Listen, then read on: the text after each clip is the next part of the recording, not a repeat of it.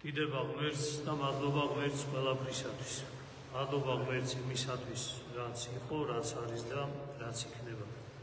დიდება ღმერთს, რომ მოგვიყვანა ამ დღემდე, პირველი დღე დიდი მარხვისა განვლიეთ და მინდა მცირეოდენი სულიერ ცხოვრებაზე საზრდოდ წავიღოთ, რომ რაში შეიძლება გამოვიყენოთ ჩვენი ლოცვაზე დგომა, ჩვენი მსახურებაზე დგომა საბოლოო ჯამში რაში უნდა გამოგვადგეს ადამიანებს. მოკლედ მინდა გესაუბროთ დღეს ერთ მთავარ პრობლემაზე დღევანდელობისა და ის რა ჩვენში არის ღრმად ჩაბჯენილი. აი კრიტელის კანონი თითქოს როგორი კანონია იცი მთელ გულს ამოატრიალებს ადამიანისას. თუ მან მისცა საშუალება და უფლება ღმერთს რომ გული ამოატრიალოს ადამიანი. ესეთი ცოდვა არის დაფარული ზოგადად მტრობა და სამაგიეროს გადახდისა და შურისძიების განცდა ადამიანში. გარკვეულწილად ეს დაფარული მტრობა ვლინდება სხვადასხვანაირად. არიან ადამიანები, რომლებიც საქმით ავლენენ ამას, რომ ადამიანებს შურს იძიებენ, ადამიანებს სამაგიეროს გადაუხდიან. არის ადამიანები, რომლებიც სიტყვიერად გამოთქვავენ ამას და მიციან ხოლმე რაღაცა ესე დავარქვით თითქოს აი წარეს იტყვიან ადამიანები, ნიშნის მოგებით საუბარს დაჩვეულები ვარ ჩვენ. ხშირად არის ხოლმე რომ რაღაცა დამცინავი ესეთი საუბარი იცის ადამიანმა მეორე ადამიანის მიმართ და მესამე კიდე ყველაზე მთავარი, რაზეც მინდა ჩვენ გავამოხმაროთ ყურადღება, არის ფიქრში. ანუ ფიქრში ვარდე, ადამიანს გულში აქვს ჩადებული, რომ ვიღაცის მიმართ უნდა შური იძიოს და სამაგიერო უნდა გადაუხადოს. და მინდა გითხრათ, რომ საიდან იბადება ეს? ხშირად ადამიანებმა ამას დაარქვეს რა იცით? ქრისტიანებმა, მე ქრისტიანებზე ვსაუბრობ. აი სიმართლის მოსმენა არავის არ მოწონს. ვინმეს სიმართლეს ეუბნები, არავის არ მოწონს სიმართლის მოსმენა და აი ამის უკან მალავენ ხშირად ადამიანები ერთ მთავარ ამას. სამაგიეროს გადახდის სურვილს და წყურვილს, რომ ადამიანმა მეორე ადამიანს გადაუხადოს სამაგიერო. აი ხლა რომ გინდოდეს ადამიანს გაარკვიო შენ არის თუ არა მასში დაფარული მტრობა ვინმე ადამიანისა, ან ზოგადად არის თუ არა პოტენციალი მასში, რომ მასში ისე იგი იყოს ეს სამაგიეროს გადახდის სურვილი და არის თუ არა, ერთ რამეს უნდა შეეხო. თუ კი ადამიანში არის ამპარტავნება, თუ კი ადამიანში არის სიამაყე, ამაყია ადამიანი, თუ კი ადამიანი არის ჯიუტი, აი რაღაცა თავის ნათქვამას რო იტყვიან ხოლმე, რო იტყვის რაღაცას და მოკლედ იმის უკან დახევა არ იცის და მეოთხე საკუთარ სიმართლეზე მიუყრდნობილი ადამიანი, რომელსაც ჯერავს რომ ის აუცილებლად მართალია რაიმე საქმეში. აი ამ ოთხი რაც ჩამოგითვალეთ ნებისმიერი რამის მქონე ადამიანიდან, იმიტომ რომ თუ ერთი გაქვს აქედან აუცილებლად ოთხივე გაქვს, ყველა ასეთი ადამიანი ატარებს საკუთარ გულში დაფარულ მტრობას სხვა ადამიანის მიმართ, ან ადამიანებისა, ან ადამიანის მიმართ. და აი ესეთი შინაგანი მდგომარეობის მყოფი ადამიანი უნაყოფოა ყველანაირ ქრისტიანულ ცხოვრებაში. არც ლოცვაში, არც მსახურებაში, არსად შეუძლებელია მას რაიმე წარმატება ქონდეს სულიერ ცხოვრებაში. გახსოვდეთ ესეთი რამე, რომ აი გამოიძიეთ საკუთარი გული, აი ეს მარხვის ასპარეზი ამისთვის არის, გამოიძიეთ საკუთარი გული და თუ ნახავთ, რომ ვინმე ადამიანის მიმართ გაქვთ აი ესეთი სურვილი, აი როგორ გითხრათ, იცი? აი შეიძლება მთლიანად არ ატარებდე ამას და გაიქცე, მაგრამ გამოვლინდებოდეს რაში, იცი? ვიღაცის წარუმატებლობა გიხაროს, ვიღაცას რომ ფეხი დაუწდა, ვიღაცას რომ რაღაცა დაემართა, აი და ხშირად ადამიანმა რა იცის, ყველაზე საშინელი რაც იცის, აი ეწია ღვთის სამართალი. მე ხო გითხარი რომ შენ ისე იგი ღვთის სიმით ვერ გაიხარებ შენ და გახსოვდეთ ეს, რომ ეს არის ადამიანში ყველაზე საშინელი განცდა, რაც შეიძლება იყოს. აქ ქრისტეს ადგილი არ არის ასეთ წყავს გულში. ამიტომ თუ კი როდისმე დაინახავთ, რომ ვინმეს წაცდენილი ფეხი, ვინმეს რაიმე გარკვეული ტკივილი, ვინმეს რაღაცა წარუმატებლობა ცხოვრებაში, ოდნავი სიამოვნებაც კი მოგანიჭა ამან და რაღაცა გარკვეული როგორ გითხრა იცი სიხარულივი შემოიტანა შენს გულში გახსოვდეს პირდაპირი გაგები რომ ქრისტესგან ხარ გაუცხოვებული უბრალოდ გაურბი ხარ საკუთარ თავს თორე შენი გული არის სავსე რაც ჩამოგითვალეთ ამპარტავნებით სიამაყით სიჯიუტით და საკუთარი აზრებისა და საკუთარი მოკლედ შინაგანი ესე ვთქვათ სიმართლის ეგრეთ წოდებული დაჯერებითა და მას მის გარშემო მოკლედ ყოფნით და როგორ არის ხოლმე იცი შეეხები როგორ გამოიცდება ასეთი ადამიანი შეეხები თუ არა ასეთ ადამიანს ან გააკეთებ მისთვის არ მოსაწონ რაღაცა გაკეთდება თუ არა იმ წუთში ეგოიზმზე ხვდება ადამიანს იმ წუთში ის ადამიანი ვის წინაშეც და ვის მიმართაც შენ გაქვს უკვე განწყობა შექმნილი და დაფარულ დრობას ატარებ ეს შეიძლება ოჯახის წევრები იყვნენ იცოდეთ ეს შეიძლება სამწუხაროდ იყვნენ ოჯახის წევრები და ეს ადამიანები შეიძლება იყვნენ ყველაზე თქვენთვის ახლობელი ადამიანები და თქვენ თვითონს გაურბოდეთ ამ აზრს მაგრამ გულში ატარებდეთ ამ ადამიანების მიმართ ამ როგორ გითხრათ იცი დაფარულ ტრობას და სიხარულს იმისას რომ იმ ადამიანს გარკვეული წარუმატებლობა აქვს მე მინახავს ადამიანები სამწუხაროდ დიდი მარხვა რა არის ხილებაა საკუთარი თავის მე მინახავს ადამიანები რომ მეუღლეები მინახავს რომელსაც ერთს მეორის წარუმატებლობა უხარია იმიტომ რომ მის მიმართ შეიძლება აქვს გარკვეულწილად რაღაცა განცდები ისეთი რომ რაღაც ახსოვს წყენა ან გარკვეულწილად სხვა რაღაც მე მინახავს მეგობრები ესეთები მე მინახავს ოჯახის წევრები ესეთები ამიტომ მიაქციეთ ყურადღება რომ ქრისტიანების გული უნდა იყოს თავისუფალი მოკლედ ამ რაღაცისგან და ეხლა ნახეთ რა არის ეს წყურვილი ზოგადად ვიღაცას გონია ხოლმე რომ ადამიანი შეპყრობილი რო არის ამითო სამაგიეროს გადახდა უნდა ვიღაცისთვის რა ჭირს ასეთ ადამიანს იცით ასეთ ადამიანს უნდა დაამტკიცოს ერთი რამ რომ მე არა ვარ სუსტი ნახეთ როგორ რაღაცა ქრისტიანობა ჩვენ გვავალებს რას ნახეთ თამდაბალი იყავი მოწყალე იყავი გუში ჩვენ ვისაუბრეთ ორჩილი იყავი გულმოწყალე იყავი და ამას მე თვითონვე ნახე როგორ მე თვითონვე აღვიქვა რომ ესა სისუსტეა და გამომდინარე აქედან მე მჭირდება როგორი რაღაცა იცი რომ ისე იგი დავუმტკიცო ვიღაცას რომ მე შემიძლია მასზე უფრო მეტად ვიძიო შური და მასზე უფრო მეტად გავამწარო ადამიანი მე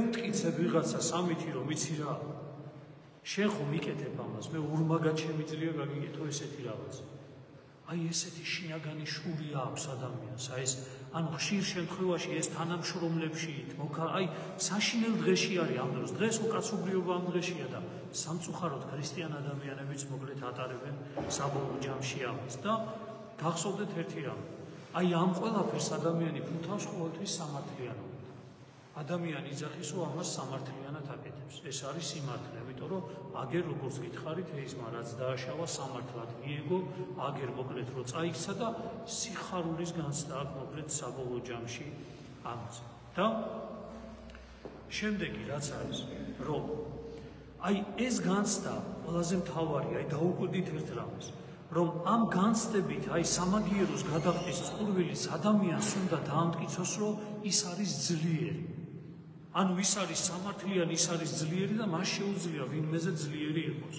მაგრამ ერთი რამე არის ყველაზე მთავარი რაც ამ სამაგიეროს გადახდას იწყებ ადამიანი გახსოვდეთ ერთი რამე იმ წუთში ხვდები რას იცი რომ ძალიან სუსტი ხარ სამაგიეროს გადახდა ქრისტიანი ადამიანი დაიწყე თუ გინდათ ვინმე სამაგიეროს გადახდა და წამებში ერთ წუთში თქვენი სამაგიეროს გადახდის მიზნით წარმოთქმული სიტყვა და გაკეთებული მოქმედება და გავლებული ფიქრი იმ წუთში გაფიქრებინებს რომ ძალიან სუსტი ხარ უსუსტესი ადამიანი ხარ ყველაზე დაცემული ყველაზე შინაგანად დაცლილი და გაღატაკებული ხარ სულიერად ადამიანი ამიტომ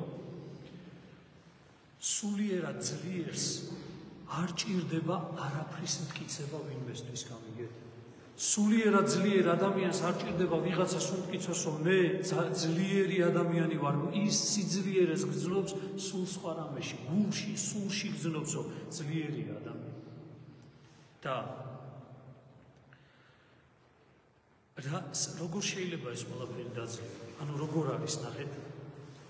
წარმოიდგინეთ ასეთი რამე, რომ ვიღაცა როდესაც ცუდ რამეს გაგიკეთებთ და თქვენში აღძრულია, ანუ განცდა იმისა, რომ თქვენ მას სამაგიერო გადაუხადოთ, იცოდეთ, რომ თქვენ შორის ეს რაღაცა ვიღაცამ დაგეგმა. ეს დაგეგმილი. ხა ჩვენ ვიცით ქრისტიანები, ხა ვიღაცამ შეიძლება თქვას ვინ რა, როგორ ხშირად ადამიანებიც გეგმავენ, ერთმანეთს წაკიდებენ ხოლმე ორ ადამიანს და შორიდან აკვირდებიან, მაგრამ მოდი ადამიანებს თავი დავანებოთ. ადამიანებს თავი დავანებოთ. თუმცა ასეთებიც არიან და ჩვენში თუ ვინმე ესეთი, ეს ხო ყველაზე საშინელი განცდაა, ყველაზე საშინელი ცოდვაა რა შეიძლება იყოს, მაგრამ დავუშვათ ადამიანების გამო არა, დავუშვათ და მოკლედ ბოროტი განზრახვის, ანუ ბოროტის სულის გამო ჩამოვარდა ჩვენში ისეთი რამ, რომ ჩვენს წინააღმდეგ ვიღაცა შეეშალა და ძალიან გვაწყენინა და გულში არის სამაგიეროს გადახდის სურვილი. პირველი გახსოვდეთ, სამაგიეროს გადამხდელი ადამიანი სუსტი ადამიანია, ეს არის სულიერად ძალიან გაღატაკებული ადამიანი და მეორე, როგორ შეიძლება რომ ჩვენ ეს დავძლიოთ? ნახეთ რა უნდა ვქნათ. უნდა ჩვენ აი ამ თამაშის ზემოთ დავდგეთ.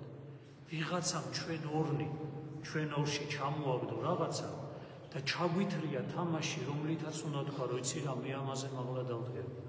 მე ამ თამაში არ მივიღებ მონაწილეობას. იმიტომ რომ იმისი გაკეთებული საქმე, იმისი მოყენებული შეურაცხყოფა ეს არის გამიზნული იმისკენ, რომ მეც მას სამაგიერო უნდა გადავხადო, მე იმანაც სამაგიერო უნდა გადამიხადოს და ესე დაუსრულებლად მიემართება სულ სამაგიეროს გადახდის წყურვილი და რაც უფრო დიდი ხანი გრძელდება ეს, მით უფრო ადამიანი ეჩვევი ამ თვისებას. ვინც რამეს მეტყვით, გეტყვით ორს, ვინც მეტყვით სამს, გეტყვით ხუთს და ასეთი ადამიანები ხშირად ხასიათდებიან ასეთი რამე. აი როგორ არის გაანები ხო იცი ეს არ არის ნორმალური. ანუ ამასთან ლაპარაკი არ ღირს, არ არის ეს ადამიანი ნორმალური, იმიტომ რომ მასთან საუბარი შეუძლია.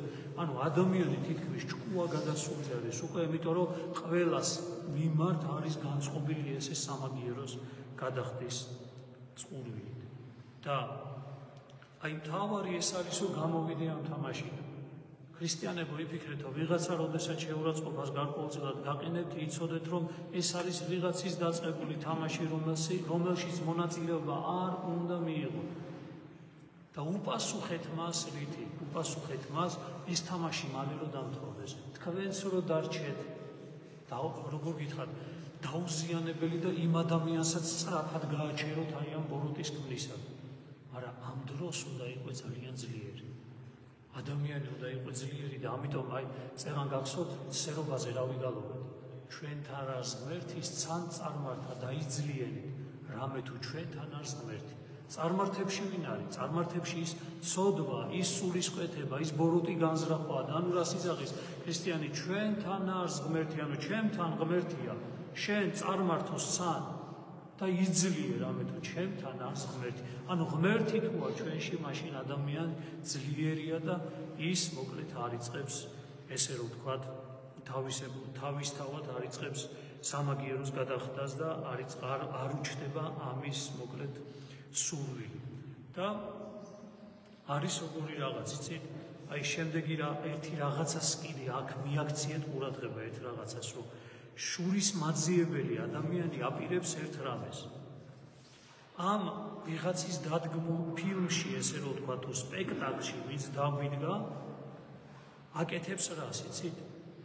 მონაწილეობს ისე, რომ თავისი მსხვერპლი უნდა ნიღაბი შეცვალოს, გაამართლოს და თვითონ გახდეს მოძალადე. ანუ შენ ხდები ამ შემთხვევაში მოძალადე. ანუ შენ რისთვის გაკეთდა ეს ყველაფერი, რომ შენ გახდე ვინმეს დამჩაგვრელი და მოძალადე. გახსოვდეთ, ვინმე შეურაცხყოფას გაყენებთ, იცოდეთ, რომ ვიღაცას განზრახული აქვს, რომ თქვენ გახდეთ მოძალადე. თქვენ გახდეთ ადამიანის შურისძიების სურვილით ახსილი. პირდაპირ უნდა თქვა, რომ აბა, ისე იგი დამშვიდი, დაწყნარდი და კიდე გეუნებით, ნახეთ როგორ რაღაცა თუ ვინმე მეტყვის იმას, რომ რთულია ეს მამაო უფრო უცხო ადამიანები, როდესაც ამას აკეთებენ, მოდის წადეთ, აბა იმ ადამიანებთან, ვინ თქვენს გარშემო ოჯახის წევრები არის. აბა მათთან წადეთ ეს. მათი მხრიდან არ იქნება შეფასებული ეს იმათ, რომ რაღაცა თქვენ სუსტებად ჩაითვალოთ. თუნდაც ვიღაცამ თუ სუსტად ჩავთვალა ადამიანმა და თუ შენ ეს ღვთის წინაშე ძლიერს ხდის, განა არ გიღირს, აბა არის ქრისტიანი ხარ. რატო ქვია ქრისტიანი? რატო მოდიხარ ტაძარში? თუ კი ქრისტეს არ გინდა მიემსგავსო და ისე იგი როგორ გითხრა, ამხელა სიძულვილს და ამხელა ბოროტებას ატარებ ადამიანი გულით და მე იმასაც კი კადრულობ, იმასაც კი ისე იგი რაღაცა კადნიერი ხდები, რომ ისე იგი იქ ზიარებაზეც მიხვიდი ადამიანი და მოკლედ ყველა საეკლესიო იმაში მიიღო მონაწილეობა, ამაზე დიდი ცოდვა არ არსებობს. ამიტომ გახსოვდეთ ესეთი რამ. დღევანდელ დღეს ამას მიაქციეთ ყურადღება.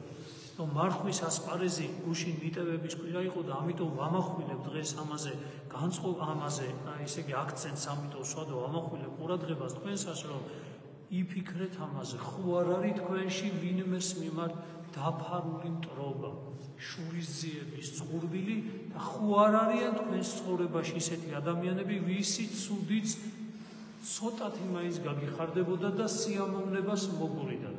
ასეთი ადამიანი ძალიან მძიმე მდგომარეობაშია იცოდეთ. ამიტომ გაინთავისუფლეთ ამ მარხვის ასპარეზზე საკუთარი სულის მდგომარეობა. მოკლედ მოგცეს ღმერთმა ერთი რამის ძალა, რომ საკუთარი ღირებულებები და საკუთარი ფასეულობები, საკუთარი ქრისტიანობა, საკუთარი ღმერთთან ყოფნის სურვილი არ შევაფასოთ ვინმე ადამიანების აზრებით და სიტყვებით.